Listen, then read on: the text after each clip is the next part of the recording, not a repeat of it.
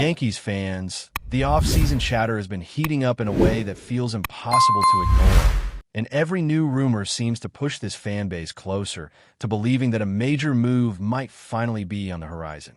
The debate that has taken over front offices around the league revolves around one simple question that executives were asked recently. Would Kyle Tucker actually land a contract worth $400 million? And the surprising part is that the majority of them, 10 out of 16, do not think he will reach that mark. The general feeling in those rooms is that he will command slightly less, which opens a door that suddenly feels very real for the Yankees. If his market truly settles below that massive number, this is the type of situation where the Yankees should be positioned front and center. Of course, nothing is ever that simple when other big market teams are circling. The Dodgers need an outfielder and could slide right into the mix, and there's always the possibility that they reconnect with Cody Bellinger. That reunion has been floated before, and some Dodgers people still have affection for what he once was. A lot of Yankees fans love the idea of Cody too, but the survey brought out a fascinating detail. Executives were also asked where they believe Tucker will end up, and the answers were all over the league. One executive pictured him in Baltimore, another pointed toward Philadelphia, and another saw a fit in Detroit. 3 suggested the Blue Jays for lean toward the Dodgers, but the group that received the highest number of votes was surprisingly the New York Yankees. 6 executives believe Tucker in pinstripes is a real possibility, and that alone adds fuel to the fire. When I think about whether the Yankees could actually make this happen, I keep coming back to the fact that Tucker is a Tampa native. The Steinbrenner family has always had a certain appreciation for players from that area, especially George, and sometimes those personal ties matter.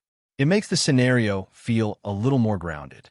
The Yankees have been connected to him in conversation after conversation across the league, and the buzz simply has not faded. If Cody Bellinger were brought in, he would clearly slot into center field. At least that was the assumption before Trent Grisham accepted the qualifying offer. With Grisham now back for the next season, center field is covered for the moment, which shifts the need toward a corner outfielder. Cody can play a corner spot well, but he was signed to be a center fielder originally. Meanwhile, Tucker fits perfectly into that corner role, and his defensive track record is better than what many fans initially think. Tucker's defensive season last year was not elite, but it was steady and reliable. And when you remember that he's a former Gold Glove winner, it becomes clear that he brings more than just a bat. He has spent the majority of his innings in right field, but moving to left is far from an unreasonable adjustment. Baseball history is filled with players who switch sides or even roles entirely and excelled. Cody Bellinger originally came up as a first baseman and transitioned into a high-end defensive outfielder. Tucker may not reach that same level defensively in the corners, but he is nowhere near a liability. In fact, choosing Tucker over Cody is not a downgrade defensively, as some fear. It might actually be closer than people realize. Offensively, though, Tucker shifts the conversation. You're talking about an elite bat, one of the 10 best hitters in the sport. Last season, he finished with a batting average in the high 260s, more than 20 home runs, and an OPS above 840. His OPS plus hovered around 140, which put him roughly 20 points higher than Cody. That is not a small gap. That is the difference between a good hitter and a fearsome middle-of-the-order presence. And when you break down the splits, his performance away from his home park jumps off the page. He slugged on the road in a way that suggests he would thrive in a ballpark like Yankee Stadium. He had a strong road OPS, significantly higher than what he did at home, and most of his home runs came away from his home field. If he were to play half his games in the Bronx, where left-handed power hitters flourish, it is not unrealistic to imagine him reaching the mid-30s in home runs every year. It almost brings back memories of what Curtis Granderson did in New York, except Tucker does not strike out as much, hits for a higher average, and profiles as an overall more complete hitter. Granderson had those incredible seasons with the Yankees when he reached the 40 home run mark, and Tucker has the potential to hit with similar power while offering more consistency in contact. He drives and runs at a high rate, handles pressure moments well, and steps into any lineup as an immediate anchor. There is simply no logical reason to look at him as a secondary option when the numbers say otherwise. If Tucker is available, he should be the priority, and Cody should be the fallback plan. Some executives in that survey also weighed in on a different question that revealed something interesting about Cody's situation. They were asked which of four players was most likely to return to their current team. Alex Bregman and Pete Alonso received 4 votes each. Kyle Schwarber received 7. Cody received none. That does not mean Cody is unwanted. It simply means that among the 4, executives see him as the least likely to go back to his previous club. What stood out, though, is that one executive said he believes Cody's most likely landing spot is the Yankees. That subtle detail adds yet another wrinkle into all of this. Cody's market is expected to be enormous. He is represented by a powerful agency that historically pushes its clients into lengthy, high-value contracts, and after the strong season he delivered last year, interest will be widespread. The challenge is his inconsistency. He has shown superstar peaks, but also long stretches where his production dips significantly. His great season with the Cubs in 2023 got him a multi-year deal, but by the next year, he could not produce at Wrigley Field and ended up hitting well below expectations. The Cubs moved him quickly, covering part of his salary just to facilitate the trade to New York. The Dodgers also moved on from him earlier in his career, even after he won an MVP, which shows how unusual his career trajectory has been. Talent is not the question with Cody. Consistency is. Tucker, on the other hand, has been consistently excellent when healthy. That is the one thing that shadows his profile: availability. When he is on the field, he is one of the best. When injuries appear, his production obviously suffers. Last season, he had an incredible first half before an injury slowed him down in the second half. And the reduced number of games shows that durability remains something teams will consider. Even with that, he still put up strong numbers in limited action, including over 20 home runs. If he stays healthy, his ceiling is enormous. From a purely baseball standpoint, Tucker is the better player, the better fit, and the more reliable long-term option. Cody would still be a great addition, and nobody would complain about his return, but Tucker changes the personality of the lineup immediately.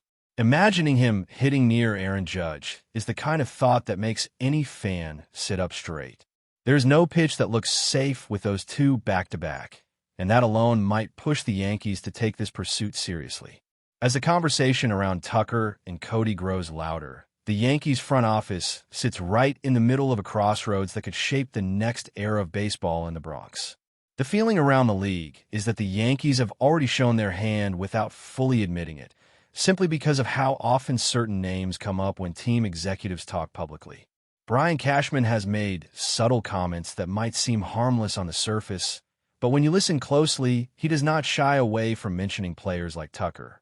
He has brought up Cody as well, but the frequency with which Tucker's name appears feels a little too consistent to ignore. It echoes the type of early groundwork the Yankees have laid in previous offseasons before making significant moves. When the Yankees attempted a trade for Tucker last year, the effort was not small. They were willing to put together a package involving Ben Rice, Luis Gil, and a choice between 2 highly valued prospects. That alone tells you how the organization views Tucker's long-term potential.